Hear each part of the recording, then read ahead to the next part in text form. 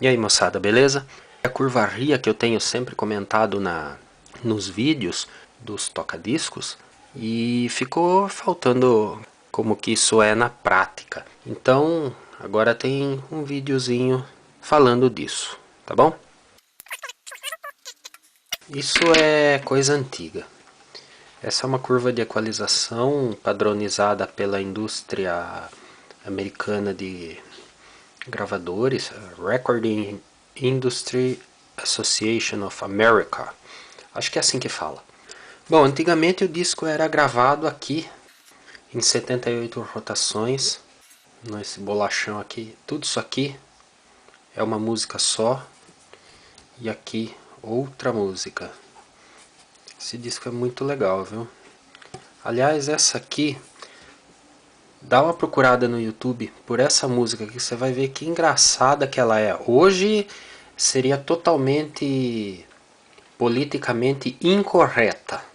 Mas na época, como não tinha essa chatice, podia fazer música desse tipo.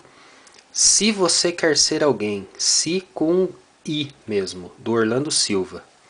Esse disco para funcionar, então, o meu aparelho precisa girar aqui a 78 rotações, pouco mais que uma volta por segundo.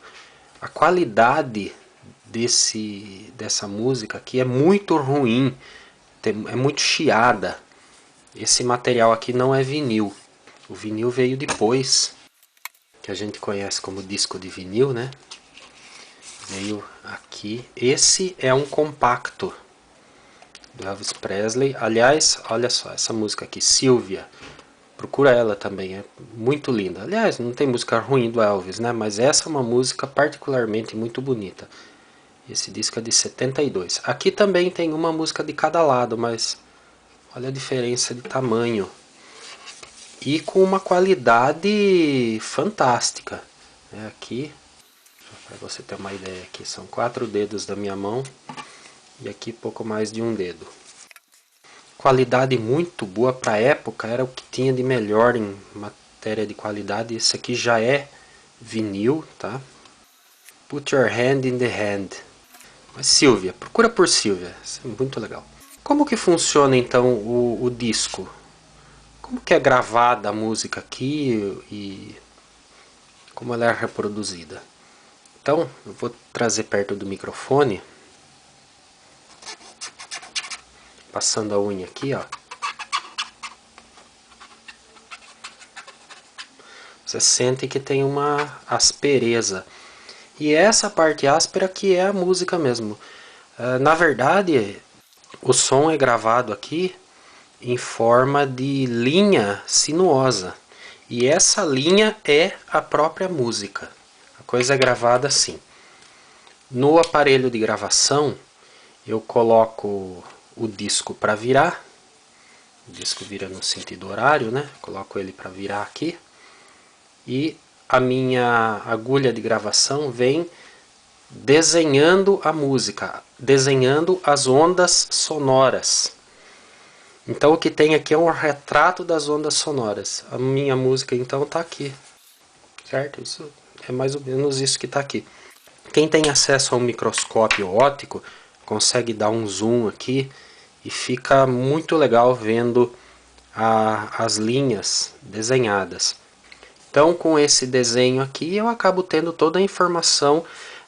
Basta eu trazer para no reprodutor de disco, a agulha vai balançando aqui com as ondas sonoras.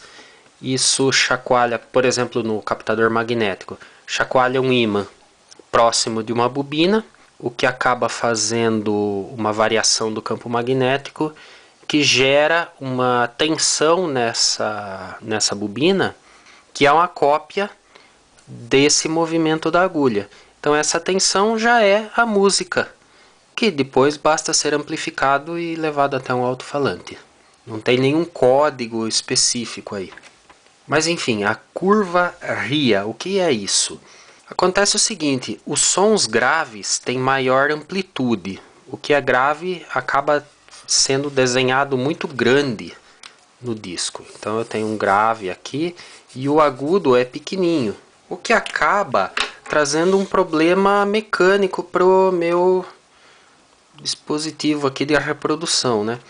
O grave ocupa muito espaço, o que acaba tirando, realmente, tira lugar aqui para gravar uma segunda música de repente. Enquanto que o agudo fica tão pequeno que eu preciso de mais amplificação e acaba dando mais sensibilidade ao meu aparelho. Então o que esse pessoal aqui fez?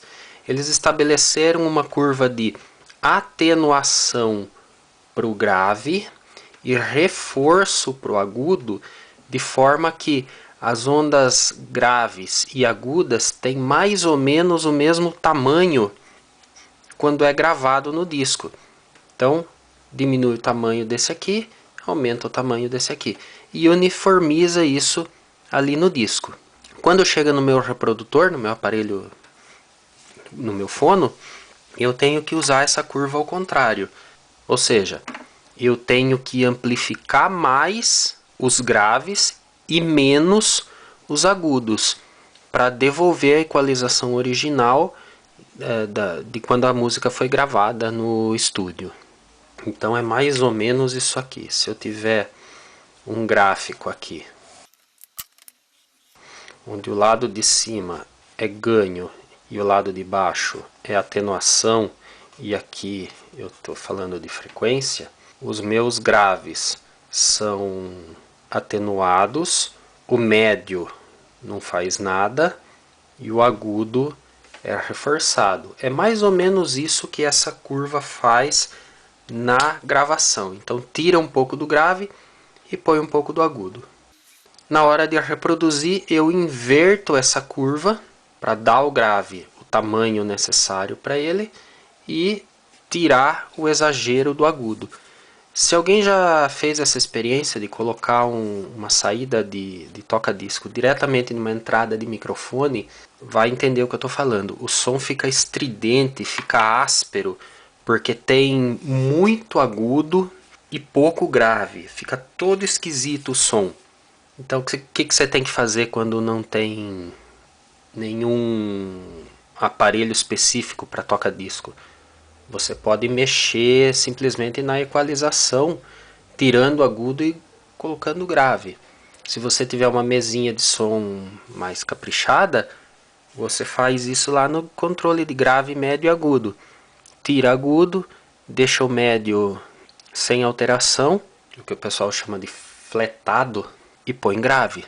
Aí você acaba tendo um ganho, aí uma correção dessa curva e consegue ouvir seu disco. Beleza, gente? Mais um vídeo, explicação sem firula.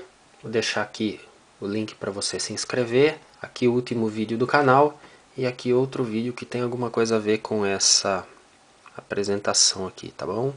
Rápido e rasteiro, um abraço e até a próxima.